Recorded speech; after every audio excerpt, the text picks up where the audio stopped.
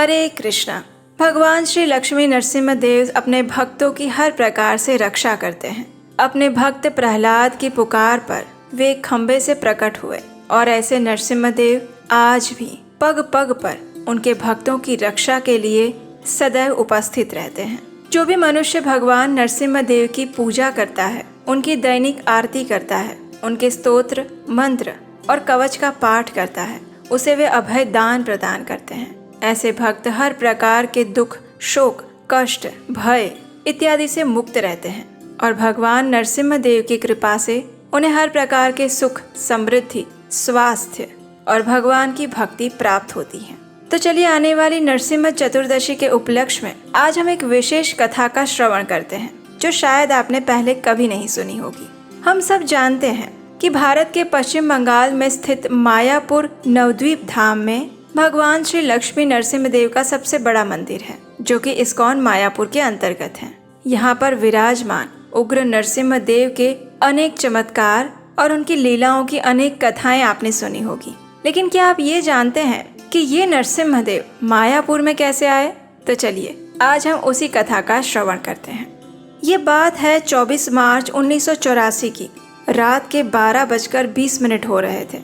अचानक ही मायापुर के चंद्रोदय मंदिर पर 35 सशस्त्र डाकुओं ने हमला कर दिया। उन्होंने मंदिर के भक्तों को बहुत बुरी तरह से प्रताड़ित किया, उन्हें गालियां दी, उनके साथ अत्यंत अमानवीय व्यवहार किया। ये सब चीजें चलती रही, लेकिन परिस्थिति उस समय अधिक भयावह हुई जब उन्होंने श्रीमती राधा रानी और श्रील प्रभुपाद के विग्रहों को चुराने का प्रयास किया। अब ऐसी स्थिति में सभी भक्तगण चुप कैसे रह सकते हैं? उन सभी भक्तों ने साहस दिखाया, हिम्मत दिखाई और उन्होंने डाकुओं पर गोली चलाई, जिससे उसमें से कुछ मारे भी गए। उनका प्रयास असफल रहा।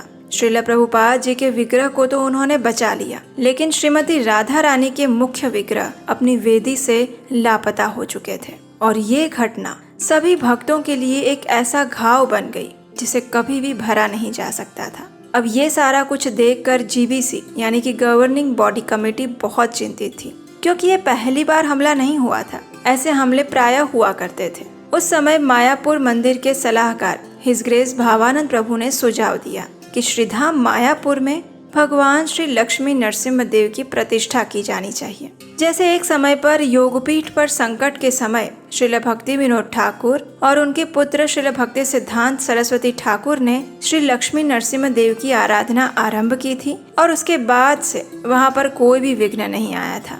हालांकि वहाँ के भक्तों में इस प्रस्ताव को लेकर थोड़ा संकोच था, क्योंकि नरसिम्हा देव की पूजा अत्यंत कठोर मानी जाती है और मात्र पवित्र आजीवन नैष्ठिक ब्रह्मचर्य का पालन करने वाले पुजारी ही उनकी पूजा कर सकते हैं।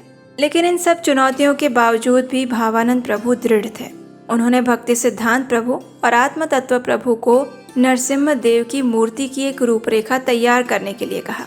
उन्होंने बताया कि भगवान के पैर थोड़े मुड़े हुए होने चाहिए, जैसे कि वो कूदने के लिए तैयार हो। उनकी आंखें उग्र होनी चाहिए, उंगलियां भी थोड़ी सी टेढ़ी होनी चाहिए। उनका सिर अग्नि शिखाओं की तरह तेज फैलाता हुआ होना चाहिए। और इस प्रकार एक सुंदर स्केच तैयार हुआ। उसे भक्तों ने भी अपनी अनुमति दे दी। अब ऐसे समय में हिज ग्रेस पंकज आंग्री प्रभु ने नरसिम्हा देव की सेवा और पूजा करने का दायित्व स्वीकार किया। कोलकाता के एक धनिक भक्त राधापद प्रभु ने तत्काल ही 1,30,000 रुपए दान देकर सभी खर्चों के वहन करने का निर्णय लिया। अब यह निश्चय हुआ कि 3 महीने के अंदर भगवान नरसिम्हा देव इस्कॉन मायापुर के मुख्य मंदिर में प्रकट हो जाएंगे। इसके लिए आत्म तत्व प्रभु दक्षिण भारत में गए। वहाँ पर एक प्रसिद्ध मूर्तिकार मिले, जो कि वास्तु शास्त्र के ज्ञाता थे। पहले तो वे बड़ी विनम्रता से बात कर रहे थे, लेकिन जैसे ही मूर्ति निर्माण का प्रस्ताव उनके सामने रखा गया तो उन्होंने तुरंत मना कर दिया। आत्म तत्व प्रभु ने बहुत प्रयास किए। 6 महीने बीत गए, लेकिन कोई भी मूर्तिकार नरसिम्हा देव की मूर्ति तैयार करने के लिए तैयार नहीं हो रहा था। राधापद प्रभु के आग्रह करने पर आत्म तत्व प्रभु फिर से उसी मूर्तिकार के पास गए जहाँ वे पहले गए थे। इस बार उन्होंने नरसिम्हा देव की शास्त्रीय रूपरेखा का उल्लेख करते हुए एक लेख पढ़ने को दिया।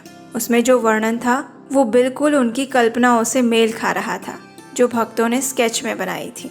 उस मूर्तिकार ने स्केच को शास्त्र अनुसार संशोधित किया और उनसे कहा कि वो स्वयं मूर्ति नहीं तराशेगा, लेकिन भगवान के चित्रांकन में वो अवश्य लग जाएगा। कुछ समय बाद जब वो चित्र तैयार हो गया तो मायापुर की अथॉरिटी उसे देखकर मंत्र मुग्ध हो गई। वे चाहने लगे कि वही मूर्तिकार इस मूर्ति को बनाए। इसलिए आत्म तत्व प्रभु फिर से एक बार दक्षिण भारत में उस स्थान पर आए। इस बार वो मूर्तिकार नरसिम्हा देव की प्रेरणा से बदल चुका था। उन्होंने कहा कि उन्होंने अपने गुरु शंकराचार्य कांचीपुरम से अनुमति ले ली है, जिन्होंने पहले उन्हें मना किया था, लेकिन फिर सपने में आदेश मिलाकर उन्होंने मूर्ति निर्माण करवाई जाए, ऐसा कहा है। मूर्ति उग्र नरसिम्हा स्वरूप की थी, अत्यंत उग्र, क्रोध में प्रज्वलित। इसलिए शंकराचार्य जी ने कहा, ये मूर्ति अत्यंत दुर्लभ और जटिल है। 3000 वर्ष पहले इस प्रकार की मूर्तियां बनी थी और उनका पूजन भी अत्यंत परिष्कृत था। एक मंदिर में ऐसी मूर्ति की उपेक्षा से वो स्थान भूत स्थली बन चुका था। क्या आप ऐसी विपत्ति को बुलावा देना चाहते हैं? उन्होंने पूछा। लेकिन जब उन्होंने भक्तों की लगन देखी तो उन्होंने अपनी अनुमति दे दी। मूर्तिकार को सपना आया और फिर अपने गुरु से उसे पत्र भी मिला, जिसमें लिखा था, इस्कॉन के लिए नरसिम्हा देव की मूर्ति तराश दो। ये देखकर आत्म तत्व प्रभु अब अत्यंत प्रसन्न हो चुके थे। मूर्तिकार ने उनसे कहा कि वे अब जीवंत पत्थर की तलाश में हैं, ऐसा पत्थर जिसे मारने पर 7 स्थानों से 7 अलग अलग ध्वनियां निकल सकती हैं, और अंततः उन्हें वो पत्थर मिल गया। अब उस मूर्तिकार ने एकाग्र चित्त होकर अपना कार्य आरंभ कर दिया। 1 वर्ष से थोड़ा अधिक समय लगा और उतने में नरसिम्हा देव की मूर्ति पूर्ण हो गई। एक बार जब मूर्तिकार अपने घर से दूर गए हुए थे तो वहां बारिश होने लगी और आग लगने की घटना हो गई। संपूर्ण कुटीर में आग फैल गई, लेकिन नरसिम्हा देव की मूर्ति पर एक खरोंच भी नहीं आई। तुरंत उन्होंने आत्म तत्व प्रभु को बुलाया और कहा, प्रभु जी अब जल्दी करिए, नरसिम्हा देव अपने धाम लौटना चाहते हैं, ले जाइए उन्हें यहाँ से। ये देखकर आत्म तत्व प्रभु बहुत ही उत्साह के साथ दक्षिण भारत में आए। ट्रक में आधा हिस्सा रेत से भरा हुआ था और बड़ी मेहनत से उस विग्रह को रखा गया। राज्य की सीमाओं को पार करते समय सभी आवश्यक अनुमति पत्र पुलिस, आर्कियोलॉजी विभाग, टैक्स विभाग और इंडस्ट्री विभाग से प्राप्त हुए सभी दस्तावेज दिखाए गए। मूर्ति का दर्शन करते ही सभी अधिकारी स्वेच्छा से ही सहायता करने लगे थे। 24 घंटे में सभी दस्तावेज बन गए और ये केवल भगवान की कृपा थी। संपूर्ण यात्रा शांतिपूर्ण रही, क्योंकि उसकी रक्षा करने वाले स्वयं भगवान नरसिम्हा देव थे। और अंततः जुलाई 1986 में 28 से लेकर 30 तारीख तक 3 दिवसीय स्थापना महोत्सव हुआ और उस दिन मायापुर के मंदिर में भगवान नरसिम्हा देव प्रकट हुए। भगवान नरसिम्हा देव कभी भी अपने भक्तों की रक्षा करने में विलंब नहीं करते और आज भी मायापुर में रहने वाले भक्तों का और विश्व भर में फैले हुए ऐसे अनेकों भक्तों का अनुभव है कि जब उन्होंने दिल से भगवान नरसिम्हा देव को कोई प्रार्थना की हो तो वो प्रार्थना अवश्य पूर्ण होती है, क्योंकि आज भी मायापुर के मंदिर में भगवान नरसिम्हा देव जीवंत रूप में अपने भक्तों के लिए, उनकी रक्षा के लिए तत्पर खड़े हैं, जो न सिर्फ उन्हें भौतिक बंधनों और कष्टों से मुक्ति दिलाते हैं, अपितु वे उनकी भक्ति और आध्यात्मिक पथ की भी रक्षा करते हैं।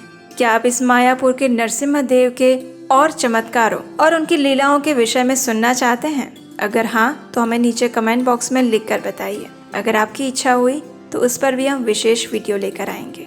अगर आज की ये कथा अच्छी लगी है तो उसे अधिक से अधिक लोगों तक शेयर कीजिए। उन्हें भी बताइए कि भगवान नरसिम्हा देव कौन हैं, किस प्रकार वे इस धरातल पर आज भी इस कलयुग में भी प्रकट होते हैं, और आने वाली इस नरसिम्हा चतुर्दशी पर पूर्ण श्रद्धा और भक्ति भाव से उनकी पूजा, आराधना और अर्चना करने के लिए तैयार हो जाइए। नरसिम्हा चतुर्दशी की विशेष कथा सुनने के लिए आपके अपने चैनल को सब्सक्राइब करिए और हम आपसे मिलेंगे बहुत जल्द। अगर आज की कथा अच्छी लगी है तो आप हमारे व्हाट्सएप कम्युनिटी ग्रुप के साथ भी जुड़ सकते हैं। लिंक नीचे डिस्क्रिप्शन बॉक्स में दिया गया है। हरे कृष्णा।